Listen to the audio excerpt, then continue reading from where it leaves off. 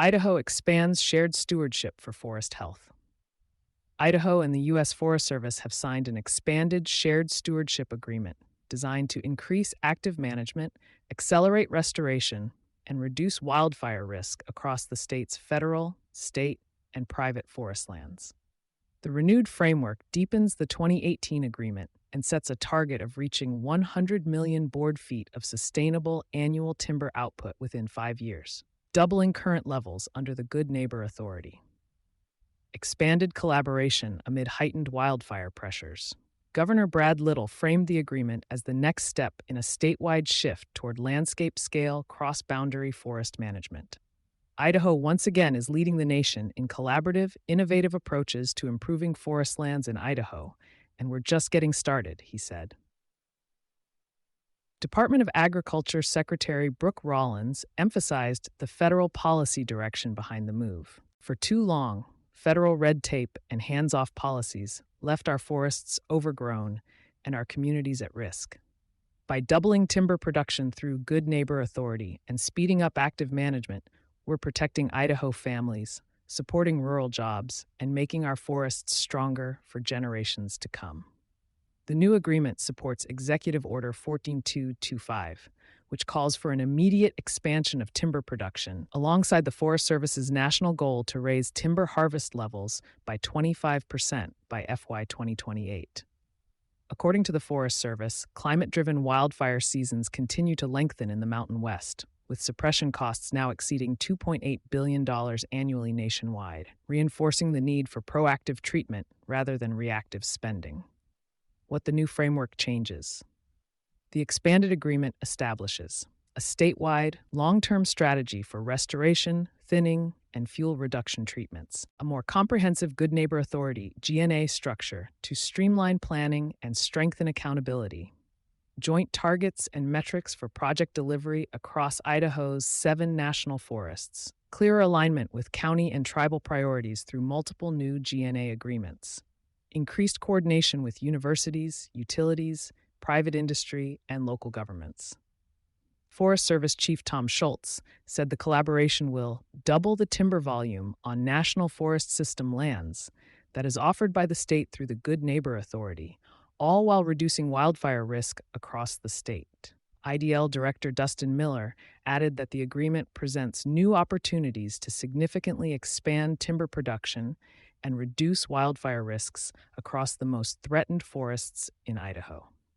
A nationwide case study, Idaho has become a national reference point for the Good Neighbor Authority model, which allows states to perform management work on federal lands. Since 2016, IDL has sold more than 209 million board feet of timber across GNA projects, conducted 64 timber sales spanning 16,500 acres, generated $21 million in receipts, established 7 cross-boundary teams for private land fuel reduction, helped build strategic fuel breaks near at-risk communities. This production scale is among the highest reported GNA outputs in the country, Western states using GNA, Idaho, Utah, and Colorado among them, are increasingly central to federal wildfire risk reduction strategies, particularly as the Forest Service's 10-year wildfire crisis plan faces budget and workforce constraints. Carbon leakage adds new complexity to Idaho's forest management strategy. As Idaho accelerates active management, a broader challenge emerging in U.S. forest policy adds nuance to the state's approach: the risk of carbon leakage. This occurs when increased timber harvest in one region, or reduced harvest elsewhere, shifts emissions rather than achieving net reductions. With Idaho aiming to reach 100 million board feet annually within 5 years, understanding this dynamic is becoming increasingly important. Research on forest carbon cycles shows that thinning and fuel reduction projects can meaningfully improve wildfire resilience and restore forest structure. Yet they also alter long-term carbon storage. Without life cycle accounting that considers harvested wood products, regrowth rates, and potential displacement of wood demand to areas with weaker environmental standards, large-scale programs may inadvertently increase overall emissions. Why this matters for forest health and rural economies. The shared stewardship model is explicitly outcome-driven, focusing on the intersection of wildfire mitigation, timber markets, and community resilience. The 2025 update goes further by clarifying shared decision-making responsibilities and expanding financing mechanisms, an essential component as restoration backlogs grow. Outside analyses show that reducing small-diameter fuels and restoring forest structure tend to improve watershed stability, protect transmission corridors, and lower long-term emergency response costs.